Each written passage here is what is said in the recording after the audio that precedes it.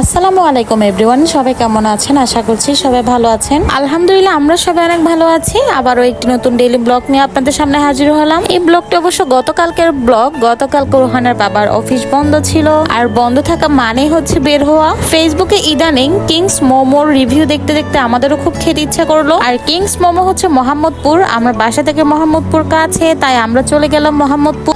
আর আমরা অবশ্য একা যাইনি, ভাইয়া এবং ভাবিও গিয়েছিল। ওইদিকে ভাইয়া ভাবির মতো চলে গিয়েছে, আর আমরা আমাদের মতো গিয়েছি। কিন্তু আমরা যাওয়ার পর প্রথমে অন্য জায়গায় চলে গিয়েছিলাম, এক্সাক্ট লোকেশনে যেতে পারিনি, ভুলক্রমে আমরা অন্য জায়গায় চলে গিয়েছি। তারপর আবার হেঁটে পিছনের দিকে আসতে হয়েছে। তো যাই হোক, এর মধ্যে আমরা কিংস মোমোতে চলে আসি।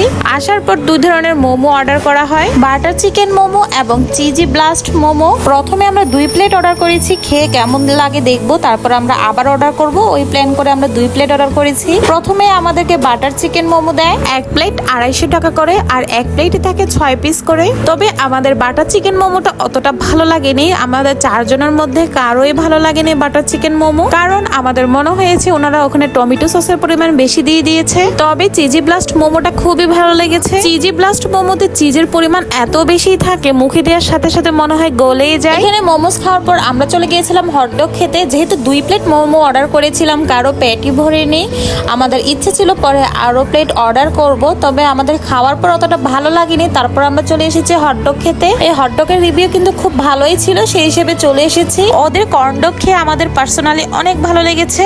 তবে ওনাদের ডিমান্ড অনুযায়ী কিন্তু স্পেসটা কম বসার, তাই বেশিরভাগ মানুষ এসে হটডগ পার্সেল করে নিয়ে যাচ্ছে। তবে বসার স্পেস খুবই কম ছিল। তারপর আমরা কর্নডগ অর্ডার করে ফেলি, 2 ধরনের 4টি অর্ডার করি, আর ওখানের জন্য আলাদা order, half and half dog এবং চিজি ডগ 2টি অর্ডার করি আমরা। আর ওখানের জন্য অর্ডার করি ক্লাসিক কর্নডগ।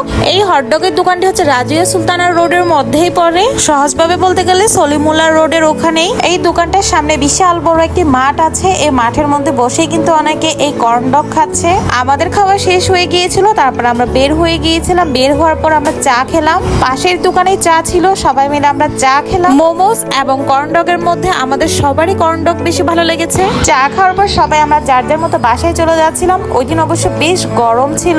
সো এই ছিল আজকে ছোটখাটো একটি ব্লগ, আশা করছি ভালো লেগেছে। আজকের মতো বিদায় নিচ্ছি, সবাই ভালো থাকবেন এবং আমাদের জন্য দোয়া করবেন। আল্লাহ হাফেজ।